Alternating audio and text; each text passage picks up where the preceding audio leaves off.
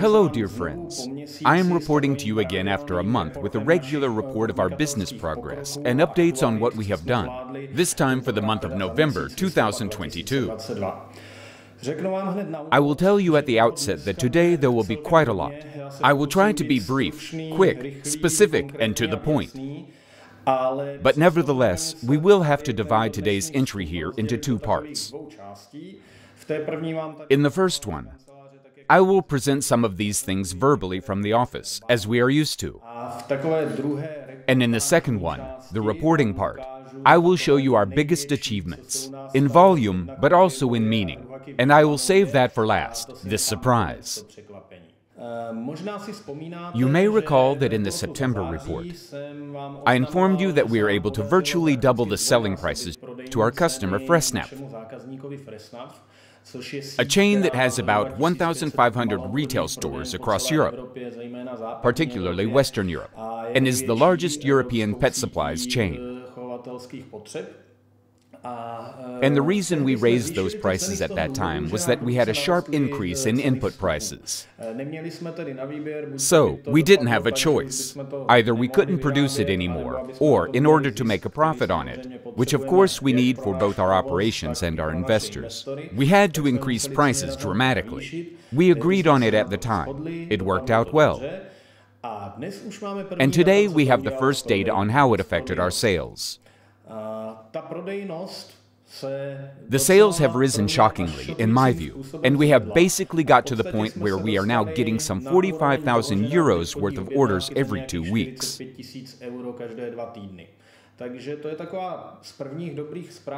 So that's kind of the first of the good news for November, that we've increased the volume here with this key partner and with this key customer. The second innovation concerns the technical part, specifically in terms of equipment, in the net part of the operation. We have changed the way we cut and fill the types that contain the whole large pieces of meat. Whereas before, we used to buy meat either fresh, or if it was frozen, would first thaw it and then cut it into smaller pieces on the cutting boards and chopping machines. We have now brought 2 automatic butcher saws that, in turn, cut the meat here while it is still frozen. And we have found by measuring that this can basically double our efficiency.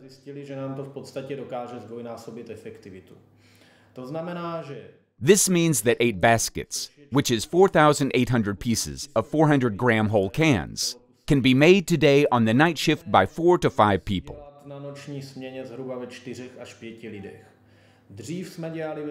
We used to do 3 to 4 baskets with 4 to 5 people. So, it basically comes from doubling efficiency, acquiring equipment, and changing the technical process that goes with it. Because of what I'm going to tell you towards the end, we freed up some sterilization capacity in our current autoclave, and we're going to be focusing a little bit more on pouches as well, because we're going to have more sterilization capacity for those. That's why we decided to order special pouch baskets as well. Because at the moment, we actually have pouches upright in those sterilization baskets. And that takes up quite a lot of space. So, for the new pouch sterilization baskets, we ordered special plates in which the pouches will lie. But at the same time, there will be enough space above them for the steam to pass around and thus sterilize them. So, what does this mean in practice? In practice, it means that we increase the number of capsules that we put into one sterilization basket. That is, we increase the volume of capsules that we sterilize per round, per batch. But at the same time, by allowing steam to flow around the capsules much better, we can also solve the length of the sterilization time.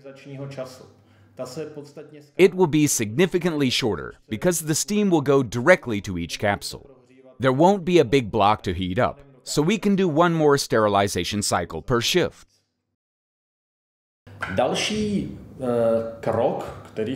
The next step we've taken is quite, let's say, gigantic. It's long-term and basically the beginning of a journey that will come to fruition, I guess, in about a year. If we have it completely done in a year, that would be great. But, basically, it's about establishing cooperation with Altec from Hotibor, which is a big company that deals with automation, robotization, and the creation of various industrial systems and lines. In short, we ordered a system from them that will completely automate the dirty part of the operation, except for sterilization. This means that once the cans have been sterilized, the worker will just take the basket to a specific location, where a robot will be waiting to unload the cans onto a conveyor belt, dry them, wipe them, label them, pack them, label the packages, and then even stack the packages on a pallet, drape, tangle the pallet, and label the pallet. All that people will do is check to see if everything is green, if everything is in order. One person will cart the baskets to the beginning of that line, another person will cart the pallets from the end of that line, and in between there will be a person to replenish the packing materials. Of course, there will be labels to refill the labeler, there will be film to refill the wrapper. And here, unfortunately, this must be done by people. But this line will have a capacity of 12,000 pieces per hour, which means some 120,000 pieces per shift. And we are even planning, but this is for the future, we want to build one of these lines first, to program or set it up so that we can fit 2 of these lines into operation. Not because we're going to produce 250,000 cans per shift. We probably won't be able to do that. But because we're going to expand to a total of 4 autoclaves in the future. And precisely because autoclaves are batch production, which always sterilize a large number of cans at once, and now they need to be unloaded quickly, labeled quickly, packed quickly, so we will need that speed to be as high as possible, even though there will be some downtime. But we will need to release the basket so that we can continue production. However, one line, when it's ready in a year's time, is enough for us at the moment, and I think both the investors and all of us will be happy. But there's still a lot of business news, a lot of marketing activities that we've done over the past month. Specifically, we've launched our Christmas campaign, and I don't think it looks bad at all. Because the campaign, well, you might have heard our Louis canned food advert on the radio already. I just heard it for the first time on Evropa 2 today as I was driving back from lunch. And we've managed to increase orders on our eShop dramatically. And the B2C channel is really starting to make a profit for us. We've specifically managed to bring the price per media down from 1 order received to 1/10 of what it was before we launched the campaign. So, I consider this a success. However, we still have a goal of adding about 250 orders a day. And when we meet that goal here, we'll be in a state where we're quite comfortably supporting basically just an eShop, just B2C. But that doesn't mean, of course, that we would stop doing private label and distribution sales and so on. We will certainly continue to do that. But the moment we can achieve that B2C goal, then we are purely independent of anything else, and anything else is a bonus. Then in terms of our canned food project for people, the Bistro Gusto brand is already partially in circulation. We are now negotiating with foreign companies mainly. Specifically, we are now negotiating in Ukraine with Spar, which is actually a franchise of the Austrian Spar. And here this chain has shown some interest, that they would like to have our canned food before the winter, if possible.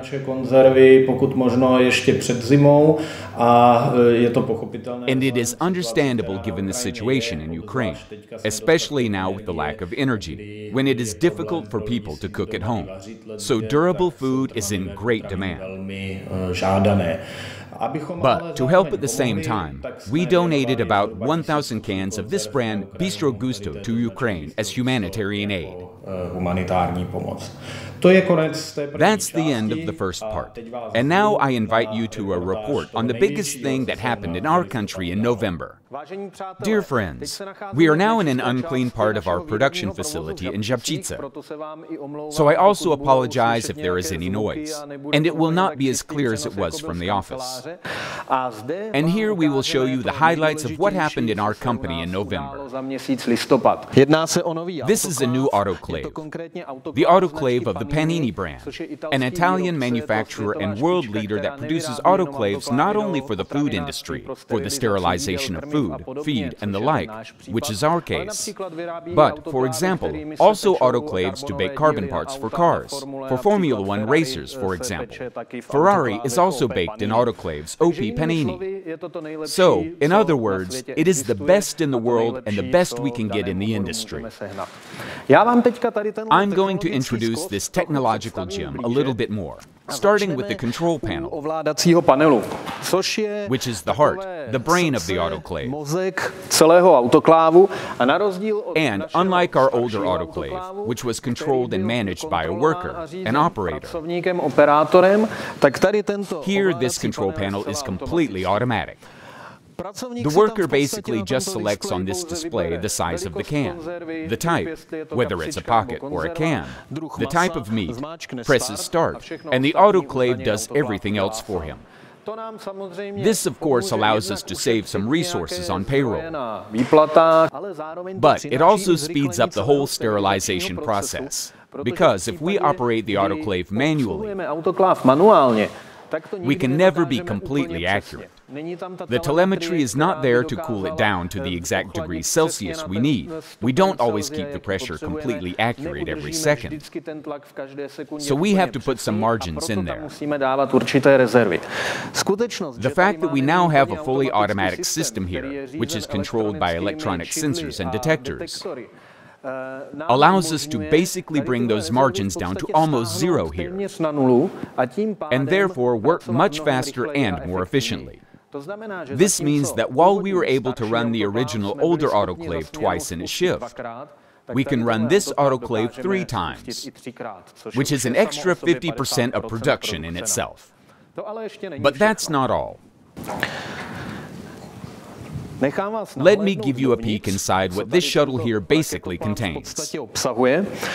And we can see the 3 sterilization baskets here. They're not pulled all the way out.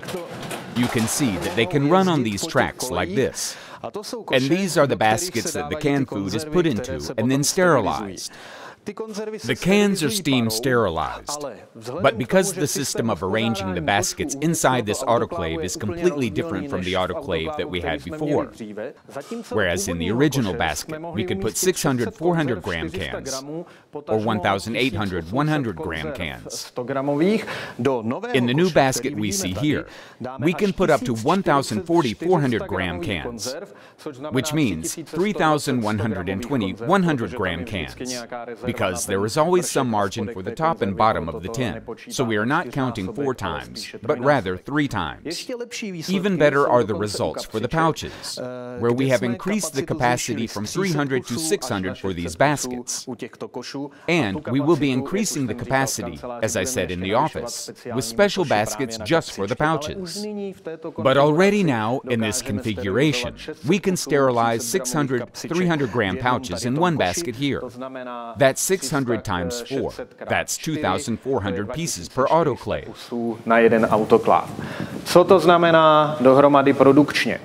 What this means in total is that we are roughly doubling the production in each autoclave in terms of capsules. In terms of cans, we are increasing production in each autoclave by some 70 to 80%. And we are also sterilizing 1 more autoclave per shift than we were sterilizing before. And of course, we're not throwing the old autoclave away. It's still going to work. So, of course, we have an awful lot of work to do, and we still need to invest heavily in expanding the packaging and filling lines and equipment to be able to fill and package and seal this large volume, and to be able to sterilize it. But the most important thing is that we already have that core of the production of sterilized meat, sterilized product, the sterilization apparatus, ready. We can partially fill it together with the old autoclave today, but we will of course expand it through new technologies. When I describe how the machine works, it will basically explain why, among other things, it can work faster than the old autoclave. One thing is the automatic control system that allows us to remove the reserves. But it is also quite dependent on the technology of the autoclave, how it was built. If we look down here, we see a long stainless steel pipe that serves as a steam nozzle down the length of the autoclave. It brings the steam in from the back of the autoclave and lets it out here. But unlike the original autoclave, the steam doesn't just come up from the bottom. At the back end of the autoclave, there is a fan that blows the air, the contents of the autoclave forward, thus pushing all the steam forward. And then it hits the lid here, which is parabolic. And thus, between the lid and these walls here, there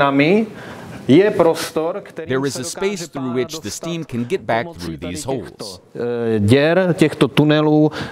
these tunnels, back to the back. This means that by pushing all the gases that are in the autoclave forward, the fan that is at the end of the autoclave creates a vacuum at the back. Well, because the gases have nowhere else to go but into these channels, they are sucked back into the channels. And so, the whole time we are sterilizing the goods, the cans, in this autoclave, the steam is rotating right through the baskets, right through the product, which is a huge difference to just having the steam going up, and then it condenses somewhere. Then something comes back up. But if we force it to circulate around the cans all the time, then we keep a much more even heat, and that in turn reduces the sterilization time. As I talked about electronic control via sensor, we have, besides of course the whole autoclave being equipped with sensors for the environment, that is, pressure, temperature in the autoclave, the sum total of the environment that the can is in. There is also a probe that is introduced directly into the product. So, we will see directly the temperature and pressure, which will be stored in telemetry, which will be stored in an Excel or XML spreadsheet. At every moment, every second of sterilization, we will know what pressure we have inside the can and what temperature we have inside the can. Not only in that environment. Therefore, it can't happen that there is some mistake in the production. What we can also see here are the cooling nozzles, and here these cooling nozzles then spray the cans from all sides with water. Because at the moment when the sterilization is over, it is necessary to cool the can sufficiently so that it is not overheated and the steam is released. And the can explodes, bursts, precisely because it is still hot inside. If you look at it from the outside, you can see that it's a really big affair. It's an honest piece of Italian stainless steel engineering. Then you can see the other energy outlets and inlets, the networks, for example. Energií, sítí, například zde je odpad, ze kterého se vypouští. There's a drain here, from which is discharged the cooling water, which is then recycled here again. From the back, you can see the connection to the steam, and that steam is connected to the same steam pipe that feeds our first initial autoclave. And then here you can see the fan motor that drives the steam through the cans and provides that circulation throughout the sterilization process. And then the cooling is also an integral part of that. The cooling is on the other side of the machine. The cooling is provided by this huge Calpeda pump, which has a capacity of, I think, 15 kilowatts or 20 kilowatts even. It's a really powerful motor that soaks up, draws in demineralized water that is ready to cool the cans. And of course, this is in 4 times 1,000-liter storage vessels. And then through this massive oven, through this massive pipe, it injects that water just under pressure back into those cans, cooling them down. That, in a nutshell, is the introduction of our new machine. Our new, I'm not afraid to say darling, because it's going to make a lot of work easier and a lot more productive. And our job now is to further expand those clean room capacities so that we can use the full potential of this machine. Well, that's it for me today. I thank you very much for watching this video, and thank you very much also for your support. And if you have any questions about our investment, about our business, about production, about the business, about anything, feel free to contact me directly at my email, kostal@alamarfoodgroup.cz. Thank you, and see you next month.